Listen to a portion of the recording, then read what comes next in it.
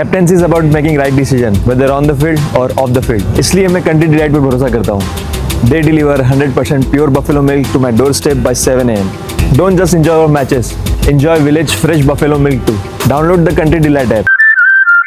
నమస్తే నాగేశ్వర్ గారు. నమస్తే. భారత్ పాకిస్తాన్ల మధ్య యుద్ధం అయితే ప్రస్తుతానికి ఆగిపోయింది, కానీ ట్రంప్ అంటూ ఉన్నారు సార్, ఈ యుద్ధాన్ని నేనే ఆపాను, వాణిజ్య బెదిరింపులతో వాళ్ళిద్దరిని కూడా ఈ రెండు దేశాలని దారికి తీసుకొచ్చాను, యుద్ధం ఆపకపోతే వాణిజ్యం ఉండదని హెచ్చరించాను, ఉన్న పళంగా కాల్పుల విరమణ పాటించాలని ఆదేశించాను, భారత్ పాక్ అణుయుద్ధాన్ని నివారించాను, లేకుంటే కోట్లాది మంది చనిపోయేవారు, భారత్ పాక్ ప్రధానులు పరిస్థితిని అర్థం చేసుకున్నారు అంటూ ట్రంప్ చెప్పుకొచ్చారు సార్. నిన్న ప్రధాని మోదీ జాతిని ఉద్దేశించి చాలాసేపు మాట్లాడారు. ఎక్కడా కూడా పాకిస్తాన్ పీచమణిచాము, ఇక మీదట పద్ధతి మార్చుకోకపోతే ఏ రకంగా ట్రీట్మెంట్ ఉంటుంది అనేది మాట్లాడారు తప్ప అమెరికా ప్రస్తావన కానీ ట్రంప్ ప్రస్తావన కానీ తీసుకురాలేదు. కానీ ట్రంప్ మాత్రం నేనే ఆపేశాను అని చెప్పి క్లెయిమ్ చేసుకుంటూ ఉన్నారు. ఎలా చూడండి? అంటే ట్రంప్ ఏదో 100% కాదు, అమెరికా దేశాధ్యక్షుడు ఎవరికి కావచ్చు, ట్రంప్ అన్ప్రెడిక్టబుల్ కావచ్చు, కానీ Trump is the president of the United states. President of the United states claim చేస్తున్నాడు నా జోక్యం వల్లనే ఇది ఆగింది అని. దాంతోపాటు నేను కాశ్మీర్ పైన మధ్యవర్తిత్వం కూడా చేస్తాను అంటున్నాడు. అన్నిటికన్నా అవమానకరం ఏంటంటే నేను వాణిజ్యం చేయనని బెదిరిస్తే బెదిరిపోయారు, నేను నజరానా పలికితే లొంగిపోయారు, మీరు యుద్ధం ఆపితే నేను ఎక్కువ వాణిజ్యం చేస్తా, యుద్ధం ఆపకపోతే వాణిజ్యం ఆపేస్తా అంటే నా ట్రేడ్ వెపన్తో వాళ్ళని బెదిరించాను అంటున్నారు. ఒకసారి సార్ బైట్ కూడా రెడీగా ఉంది. We helped also with trade. I said, come on, we're going to do a lot of trade with you guys. Let's stop it. Let's stop it. If you stop it, we're doing trade. If you don't stop it, we're not going to do any trade. People have never really used trade the way I used it. That I can tell you. And all of a sudden they said, I think we're going to stop. And they have. అందువల్ల ఈ trade కొరకు భారతదేశం యుద్ధభూమిలో సాధించిన upper hand పై చేయిని వదులుకుందా? America బెదిరింపులకు, America జోక్యానికి, America ఆదేశాలకు యుద్ధభూమిపై క్లియర్గా మనకు వచ్చిన మిలిటరీ సుపీరియారిటీని వదిలేసుకున్నామా అనే ప్రశ్న ట్రంప్ మాటలు లేవనెత్తుతున్నాయి. ఇప్పటికీ కూడా మీకు పెద్ద ఎత్తున ప్రజల్లో ఉండే అనుమానము, ప్రశ్న ఏంటంటే కాల్పులు ఎందుకు ఆపాము? ఎందుకంటే ప్రధానమంత్రి మాటల్లో కానీ మన మిలిటరీ అధికారుల వివరణలో కానీ స్పష్టంగా మనకు తెలుస్తుంది, పాకిస్తాన్ కోలుకోలేనంత దెబ్బతీశాం, తీవ్రవాద స్థావరాలని ధ్వంసం చేశాం, పాక్ ఎయిర్ బేస్ని నాశనం చేశాం, ఆఖరికి పాక్ మిలిటరీ హెడ్ క్వార్టర్స్ అయిన రావల్పిండిలోని నూర్ఖాన్ ఎయిర్ బేస్ కూడా నాశనం చేశాం. భారతదేశం పాకిస్తాన్ పైన తీవ్రమైన నష్టాన్ని ఇంపోజ్ చేస్తే భారతదేశ ఎయిర్ డిఫెన్స్ వ్యవస్థ పాకిస్తాన్ క్షిపణుల్ని, డ్రోన్లను సక్సెస్ఫుల్గా ఆపేసింది. మన నావీ కరాచీని కూడా గురిపెట్టింది. ఇంత బ్యాటిల్ ఫీల్డ్ అప్పర్ హ్యాండ్ వచ్చాక ఎందుకు అర్ధాంతరంగా వదిలేశాం? ఈ ప్రశ్న సామాన్య భారతీయుల నుంచి మొదలుకొని మీకు ప్రొఫెసర్ బ్రహ్మాచలాని లాంటి వ్యూహాత్మకరంగా నిపుణులు, అంటే బ్రహ్మాచలాని ఒక్కరే కాదు, ఇలా స్ట్రాటజిక్ కమ్యూనిటీలో చాలామంది రైజ్ చేస్తున్న ప్రశ్న. ఎందుకంటే మనకేమీ భ్రమలు లేవు, పాకిస్తాన్ తీవ్రవాదాన్ని ఆపుతుందని, అసలు కాల్పుల విరమణనే రెస్పెక్ట్ చేస్తుందన్న భ్రమలు లేవు. ఒకవైపు కాల్పుల విరమణ అంగీకరిస్తూనే మరోవైపు దాడులు చేస్తున్న. నిన్న కూడా సాంబా ప్రాంతంలో జమ్మూ కాశ్మీర్లో ప్రైమ్ మినిస్టర్ స్పీచ్ ఇస్తున్న సమయంలోనే డ్రోన్లు గుర్తించబడ్డాయి. పాకిస్తాన్ తీవ్రవాదుల్ని అప్పచెప్తానని ఏం ప్రామిస్ చేయలే. మసూద్ అజర్నో, హఫీజ్ సయీద్నో పహల్గాం దాడిలో బాధ్యులైన ఏ తీవ్రవాదిని మనం అంతం చేయలే, ఏ తీవ్రవాదిని మనకు పాకిస్తాన్ అప్పచెప్తానని ప్రామిస్ చేయలే.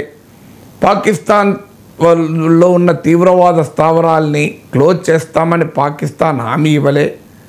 ఆఖరికి మనం చెప్తున్నాం తప్ప పాక్ బతిలాడింది, పాక్ ప్రాధేయపడింది, పాక్ శరణుజొచ్చిందని వాడు మాత్రం మేమే గెలిచామని చెప్పుకుంటున్నాడు. ఇలాంటి సమయంలో ఎందుకు ఆపాము? సో క్లియర్గా ఇప్పుడు మనం 1971లో వార్ ఆపాం. అప్పుడు 90,000 మంది పాకిస్తాన్, మోర్ దెన్ 90,000 సోల్జర్స్ భారతదేశానికి సరెండర్ అవుతూ ఇన్స్ట్రుమెంట్ ఆఫ్ సరెండర్ పైన పాకిస్తాన్ అధికారి సంతకం చేశాడు. ఆ ఫోటో కూడా ఇప్పటికీ ఉంది, మీరు గూగుల్లో కొడితే వచ్చేస్తుంది. Pakistan army surrendering to Indian forces in 1971 అని కొడితే వస్తుంది. చాలా పాపులర్ ఫోటో. నిన్న మొన్నటి దాకా మన ఆర్మీ చీఫ్ కూర్చున్న ప్లేస్లో వెనకాల ఉండేది. ఈ మధ్యనే దాన్ని ఎందుకో తొలగించి వేరే ఫోటో పెట్టారు. సో ఇంత క్లియర్ సరెండర్ 1971లో మనం వెనక్కి తగ్గామంటే పాకిస్తాన్ సరెండర్ అయినాక వెనక్కి తగ్గాం. ఇప్పుడు ఎందుకు వెనక్కి తగ్గాం? మనకు బ్యాటిల్ ఫీల్డ్లో వచ్చింది. ఈ ప్రశ్నలు కోట్లాది మంది భారతీయుల్ని వేధిస్తున్న ప్రశ్న. ఈ ప్రశ్నల వల్ల సోషల్ మీడియాలో ఈ ప్రశ్న నరేంద్ర మోడీని అడిగే ధైర్యం లేక పెద్ద ఎత్తున రైట్ వింగ్ ట్రోల్స్ ఆర్మీ అడుగుతున్నది కూడా వేరే వాళ్ళేం కాదు. ఈ ప్రశ్నలు అడుగుతున్నది మోడీని అభిమానించే జనం, భారతీయ జనతా పార్టీని అభిమానించే పరివారమే అడుగుతున్నారు, వేరే వాళ్ళు అడుగుతలేదు ఇది. సో అడుగుతున్నది ఏంటి, మరి ఇంత మంచి అవకాశాన్ని ఎందుకు వదులుకున్నాం?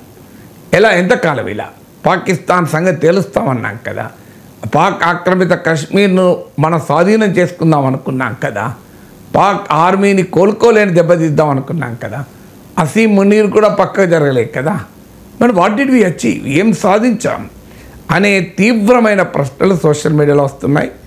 ఇది ఏ దశకు దారి తీస్తుందంటే ఎవరిపైన కోపం వ్యక్తం చేయాలో అర్థం కాక ఈ కాల్పుల విరమణ నిర్ణయాన్ని భారత ప్రభుత్వం తరఫున ప్రకటించిన ఫారిన్ సెక్రటరీ విక్రమ్ మిస్త్రీ పైన మామూలుగా ట్రోలింగ్ లేదు. ఆయన భరించలేక ఆయన ఎక్స్ అకౌంట్ ఆపేశాడు. ఆయన ఫ్యామిలీని, ఆయన కూతుర్ని అటాక్ చేయడం మొదలుపెట్టారు. అంటే మోడీని అడిగే ధైర్యం లేక, అడగటానికి అవకాశం లేక. ఎందుకంటే మోడీ ప్రత్యర్థులు ప్రతిపక్షాలు అయితే అడుగుతాయి, మోడీని అభిమానించే జనానికే ప్రశ్నలు, వేరే వాళ్ళకి కాదు ఈ ప్రశ్నలు. మోడీని, బీజేపీ పరివారాన్ని విపరీతంగా అభిమానించే వారి నుంచే ప్రశ్నలు. మరి ఎందుకంటే పెరిగిన జింగోయిజం, అది అతి జాతీయవాదాన్ని పెంచిన తర్వాత, భావోద్వేగాలను రెచ్చగొట్టిన తర్వాత ఇక సహజంగా వచ్చే ప్రశ్నలు. ఈ ప్రశ్నలకు ఆన్సరు ఎక్కడా దొరకడం లేదు. దొరకనప్పుడు మనకు నాలాంటి వాడు సంతృప్తి చెందేది ఏంటంటే ఇది ఒక స్ట్రాటజిక్ నిర్ణయం. ఎందుకంటే కాల్పుల విరమణ అనేది వ్యూహాత్మక నిర్ణయము. దాన్ని లొంగిపోవడమో, పారిపోవడమో, వెనక్కి తగ్గడమో అని నాలాంటి వాడు అన్నాడు. ఇది వ్యూహాత్మక నిర్ణయం.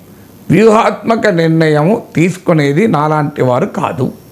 వ్యూహాత్మక నిర్ణయం తీసుకునే ప్రెరగేటివ్ భారత ప్రభుత్వానికి ఉంటుంది. ఎందుకంటే అన్ని రకాల సమాచారాలు, లాభ నష్టాలను సరిగా అంచనా వేయగలిగే పరిస్థితులు కేవలం గవర్నమెంట్ ఆఫ్ ఇండియాకు ఉంటుంది. అందువల్ల త్రివిధ దళాధిపతులతో చర్చించాక, జాతీయ భద్రతా నిపుణుల్ని కన్సల్ట్ చేశాక, in its own wisdom government of India has taken a decision. అది ఆ డెసిషన్ కరెక్ట్ అని నేను నమ్ముతాను భారతీయునిగా. ఎందుకంటే ఆ డెసిషన్ తీసుకునే ప్రెరగేటివ్ ప్రభుత్వానికి ఉంటుందని నమ్ముతాను కనుక. కానీ సమస్య ఏంటంటే ఈ ట్రోల్ ఆర్మీకి మాత్రం ఆన్సర్ దొరకడం లేదు. ఈ సమయంలో ప్రభుత్వానికి సరిగానే నిర్ణయం తీసుకొని ఉంటుంది, దానికి జెన్యూన్ స్ట్రాటజిక్ రీజన్స్ ఉండొచ్చు, వ్యూహాత్మక కారణాలు అని సంతృప్తి చెందే వారికి ట్రంప్ వ్యాఖ్యలు ఒక పెద్ద సమస్యగా మారాయి. ట్రంప్ పోని వ్యాఖ్యానించాడు, దానిపైన ప్రధానమంత్రి ఎందుకు రెస్పాండ్ కాలే, ఎందుకు ఒక్క మాట ఇది తప్పనలే. ట్రంప్ను పేరు పెట్టి తప్పనాల్సిన అవసరం లేదు, డిప్లొమసీ ఉంటుంది. ఎందుకంటే మనకు తెలిసిన మేరకైతే అమెరికా నాయకులైన vice president JD Vance, America foreign secretary Mark Rubio మన ప్రధానమంత్రితో పలుసార్లు మాట్లాడారు ఈ క్రైసిస్ పీరియడ్లో. America foreign secretary Mark Rubio మన విదేశాంగ మంత్రితో మాట్లాడాడు, మన నేషనల్ సెక్యూరిటీ అడ్వైజర్తో మాట్లాడాడు. ట్రంప్ ఏమంటున్నాడు, నేను బెదిరించిన ట్రేడ్ జరపనని. దాంతో రెండు దేశాలు అగ్రీ అయ్యాయి అంటున్నాడు. మరి దీనికి ఆన్సర్ ఎవరు ఇవ్వాలి? ఎందుకంటే జేడీ వ్యాన్స్, మార్క్ రుబియో మాట్లాడింది ప్రైమ్ మినిస్టర్తో, జేడీ వ్యాన్స్ మాట్లాడింది కేవలం ప్రైమ్ మినిస్టర్తో. ఈవెన్ ఫారిన్ మినిస్టర్తో కూడా మాట్లాడాడు ఆయన. ఫారిన్ మినిస్టర్తో వాళ్ళ ఫారిన్ మినిస్టర్ మాట్లాడాడు. మరి హూ నోస్ ఏం జరిగిందనేది జేడీ వ్యాన్స్ తెలియాలి, నరేంద్ర మోడీకి తెలియాలి. జేడీ వ్యాన్స్ తరఫున ట్రంప్ అంటున్నాడు, నేను ట్రేడ్ జరపనని బెదిరిస్తే తోక వెంటనే అంగీకరించారు అని ట్రంప్ అంటున్నాడు. చెప్పాల్సింది ఎవరిగా? కేవలం నరేంద్ర మోడీయే. నరేంద్ర మోడీ మౌనం వహిస్తున్నారు. ఇది అనేక అనుమానాలు దారితీస్తుంది. అయితే నరేంద్ర మోడీ ఏం చెప్పాలి సార్, ట్రంప్ ఈజ్ రాంగ్ అని అంటాడా ఈ టైంలో? ఎందుకంటే అమెరికా అవసరం మనకు ఉంటుంది ఈ టైంలో. నేను అలా అనుమానం కూడా అంటలేను. There is a diplomatic language. So దాన్ని డిప్లొమాటిక్ భాషలోనైనా ఆ అంశాన్ని ప్రస్తావించి భారతదేశం ఈ నిర్ణయాన్ని తన దేశ ప్రయోజనాల కోసం, తన దేశ హితం కోసమే తీసుకున్నాము. ఇందులో విదేశాల ఒత్తిడితో ఇండియా తన foreign policy decisions, strategic policy decisions తీసుకోదు. ఇది ఏదో ఒక రూపంలో ఎందుకు చెప్పలేదు ఎవరికి అర్థం కాని అంశం. కానీ భారత ప్రభుత్వ వర్గాలు మీడియాకు లీక్లు ఇచ్చాయి. That is not the way to answer. America ప్రభుత్వ వర్గాలు లీక్లు ఇవ్వలే, ట్రంప్ మాట్లాడాడు. ట్రంప్ మాటల్ని ప్రభుత్వ వర్గాల మీడియా లీకులతో కౌంటర్ చేయగలమా? ట్రంప్ మాటల్ని భారత ప్రభుత్వం అధికారికంగా ఏదో ఒక రూపంలో అది నిజం కాదు అని భారత ప్రజలకు చెప్పాలా వద్దా? There is a method, diplomatic language. Trump లాగా మనం ఎక్సెంట్రిక్గా మాట్లాడలేకపోవచ్చు. ట్రంప్ యాజ్ ఎ లగ్జరీ, అగ్రరాజ్యంగా అమెరికా అధ్యక్షుడిగా ట్రంప్కి ఆ లగ్జరీ ఉంటుంది. ఇండియన్ ప్రైమ్ మినిస్టర్కి ఆ లగ్జరీ లేకపోవచ్చు. I can understand. ఎందుకంటే అమెరికా అగ్రరాజ్య ఆధిపత్యం వల్ల వాడు ఏదైనా మాట్లాడతాడు.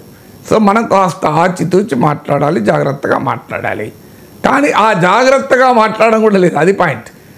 ఎక్కడ ఏదో ఒక రూపంలో ట్రంప్ వ్యాఖ్యలు నిజం కాదు అని ఒక ఫర్మ్ అండ్ డిసిసివ్ రిబట్టల్, అంటే నిర్దిష్టమైన స్పష్టమైన తిరస్కృతి రాలే.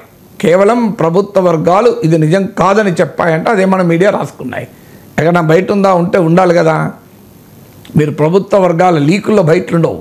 ఇప్పుడు prime minister, external affairs minister, foreign defence minister మాట్లాడితే క్లియర్గా మనకు బయట అవైలబుల్ ఉంటుంది.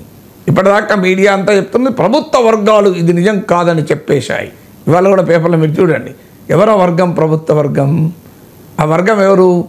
చెప్పాల్సింది వర్గమా? చెప్పాల్సింది ట్రంప్కి ఆన్సర్ చెప్పాల్సింది ఎవరు? ప్రైమ్ మినిస్టర్ ఆఫ్ ఇండియా కదా. ట్రంప్కి ఇంకో చిన్నోడు చెప్తున్నాడు కదా, విక్రమ్ మిస్త్రీ ఫారిన్ సెక్రటరీ చెప్పకూడదు కదా, కల్నల్ సోఫియా కురేషి చెప్పకూడదు కదా ట్రంప్కు. Trump has to be answered by the prime minister of India. అది ఆశ్చర్యం వేస్తుంది. ఇప్పుడు ట్రంప్ టారిఫ్లను బెదిరిస్తే ఎవరు రెస్పాండ్ అయ్యారు? మెక్సికన్ ప్రైమ్ మినిస్టర్ రెస్పాండ్ అయ్యాడు, కొలంబియా ప్రైమ్ మినిస్టర్ రెస్పాండ్ అయ్యాడు, చాలా చిన్న చిన్న దేశాలు, కెనడా ప్రైమ్ మినిస్టర్ రెస్పాండ్ అయ్యాడు, జపాన్ ప్రైమ్ మినిస్టర్ రెస్పాండ్ అయ్యాడు. కానీ ఇండియన్ ప్రైమ్ మినిస్టర్ ఇంత పెద్ద అబాండ వేస్తే, నేను ట్రేడ్ చేయనని బెదిరిస్తే ఊరుకున్నారు, యుద్ధం ఆపారు అంటే ఇట్స్ ఎన్ ఇండియా సవర్నిటీ పైన క్వశ్చన్ కదా. అంటే భారతదేశం ఇతర దేశాల ఒత్తిడిలో కీలకమైన నిర్ణయాలు తీసుకుంటుంది అని కదా. మరి కాశ్మీర్ మధ్యవర్తిత్వం గురించి మాట్లాడతాడు, అన్నీ మాట్లాడతాడు. So this is a very serious foreign policy question. అందుకే అపోజిషన్ పార్లమెంట్ సమావేశం పెట్టి పార్లమెంట్లో ప్రధానమంత్రి హాజరు కావాలి, ఆల్ పార్టీ మీటింగ్ పెట్టాలి, దీనిపైన స్పష్టత రావాలి అని అడుగుతున్నారు. But nobody knows why Modi is silent on Trump comments. నేను మళ్ళీ కూడా చెప్పేది, ట్రంప్ వాట్లాడు లెట్స్ స్టాప్ అంటే నేను ఆగిపోయారు, అలా రిప్లై ఇవ్వని కూడా అంటలేను. ఇండైరెక్ట్ కూడా రిప్లై ఇవ్వచ్చు. డిప్లొమసీలో భాష వాడడాన్ని రకరకాల, ఈవెన్ ట్రంప్ పేరు ప్రస్తావించకుండానే ట్రంప్కి అర్థమయ్యే భాషలో చెప్పచ్చు, డైరెక్ట్గా చెప్పదలుచుకోకపోతే. కానీ reason, there is no reason. ఒకవైపు ఏమో బ్యాటిల్ ఫీల్డ్లో అప్పర్ హ్యాండ్ ఉంది, ఇంకో కారణం ఏం చెప్తున్నారు, పాకిస్తాన్ శరణు వచ్చింది, ప్రాధేయపడింది, బతిల్లాడింది. అరే బతిల్లాడితే శరణు చేస్తే ఊరుకుంటావా? నాకు అర్థం కదా. పాకిస్తాన్ వాడు వస్తాడు, ప్లీజ్ నేను ఒక 100 మంది భారతీయులు చంపుతా అంటే మనం చెప్తామా? అదే నాకు నిజంగా అర్థం కాని విషయం. మీడియాలో అనుకూల మీడియా ఎట్లా తయారైందంటే, ఎందుకు మనం ఒప్పుకున్నాం అంటే శరణు వచ్చింది, ప్రాధేయపడింది, బతిల్లాడింది, కాళ్ళ బేరానికి వచ్చింది. చూడండి పేపర్లలో, టీవీలలో. నాకు అర్థం కాని కాళ్ళ బేరానికి వస్తే వదిలేస్తామా? వాడు మన 26 మందిని ప్రాణాలు తీస్తే వాడు కాళ్ళ బేరానికి వస్తే ఊరుకుంటామా? నాకు అర్థం కాదు. కాళ్ళ బేరానికి వస్తే, బతిల్లాడితే, శరణు చూస్తే, ప్రాధేయపడితే ఇది ఏమిగో సాటిస్ఫాక్షన్ నాకు అర్థం కాదు. సరే వస్తాడు, ప్లీజ్ సార్ ఒక 100 మంది చంపుతా, ప్లీజ్ మీకు కాలు మొక్కుతా, 100 మంది చంపుతా అంటాడు. అంటే చంపండి 100 మందిని అంటావా? నా దగ్గరికి వచ్చి నీ కాలు మొక్కుతా సార్, నీ కాళ్ళు ఇలా కొడతా. నీ కాళ్ళు మొక్కుతా, నీ తలగా ఎవలా కొడతా అంటే కొట్టు, పోనీ బాబు కాళ్ళు మొక్కుతా అంటాడు, కొట్టు అని చెప్పి నా తల చెప్తాను. ఇట్లా అసలు ఏం లాజిక్ ఇది? మీడియా ఎంత సరెండర్ అవుతోంది భారతదేశంలో, మెయిన్ స్ట్రీమ్ మీడియా అనే దానికి దూరం కదా. ఏం లేదు, ప్రభుత్వ నరేటివ్ను జనంలోకి తీసుకెళ్ళాలి, మేము పై చేయి సాధించాం. కానీ అదే ఒక ప్రశ్నలు ఏమనిస్తాను, అంత పై చేయి సాధించడానికి ఎందుకు కూరుకున్నారు? పై చేయి సాధించారనే నరేటివ్ బిల్డింగ్లో ఎస్ నిజం కూడా పై చేయి సాధించాం, అందులో అనుమానం లేదు. పొలిటికల్ ఎస్టాబ్లిష్మెంట్ ఏమన్నది పక్క పెడదాం, మన మిలిటరీ ఎస్టాబ్లిష్మెంట్ అయితే నిజం చెప్తుంది కదా. పాలిటిక్స్లోనైనా కాస్త కలర్ ఇవ్వడానికి అవసరం ఉంటుంది. మిలిటరీ వాళ్ళకి ఏం అవసరం? వాళ్ళు యుద్ధభూములు ఏం జరుగుతుందో అదే చెప్తారు, వాళ్ళకి రాజకీయాలు లేవు కదా. మరి వాళ్ళు క్లియర్ సుపీరియారిటీ ఉంది, మనకు క్లియర్ సుపీరియారిటీ ఉంది. ఎందుకు ఆపామో అర్థం కావడం లేదు. ట్రంప్ ఏమో నేను ట్రేడ్ చేయని బెదిరిస్తే ఆపారంటున్నాడు. మరి దీనికి ఆన్సర్ ఎవరు ఇవ్వాలి? Who should give the answer? It's a very serious question కదా. రేపు మళ్ళీ పోనీ ట్రంప్ గ్యారంటీ ఇస్తాడా ఇక మళ్ళీ తీవ్రవాద ఘటనలు జరగవని? పోనీ మోడీ గ్యారంటీ ఇస్తాడా? ఎవరు గ్యారంటీ ఇవ్వాలి తీవ్రవాద ఘటనలు ఇక జరగవని? సో అందువల్ల this is serious question. Government of India డిప్లొమాటిక్గానే ట్రంప్ నుంచి ఆన్సర్ అడగాలి, లేదు అమెరికా రాయబారిని పిలిచి ఎక్స్ప్లెనేషన్ అడగాలి. ఏంటి ఇది మరి, మేము ట్రేడ్ కొరకు ఎందుకు ఒప్పుకున్నాం, అసలు ట్రంప్ పాత్ర ఏముంది ఇందులో అని? ఎక్కడా లేదు, నథింగ్, నో డిప్లొమాటిక్ యాక్షన్. సాధారణంగా ఇలాంటి టైంలో ఏం చేస్తారంటే అమెరికన్ రాయబారిని పిలిచి మన ఎక్స్టర్నల్ అఫైర్స్ మినిస్ట్రీ అధికారులు పిలిచి మన అభ్యంతరాన్ని వ్యక్తం చేస్తారు, అంతే. ఇంతకన్నా ఏం లేదు, ఇది కూడా లేదు కదా.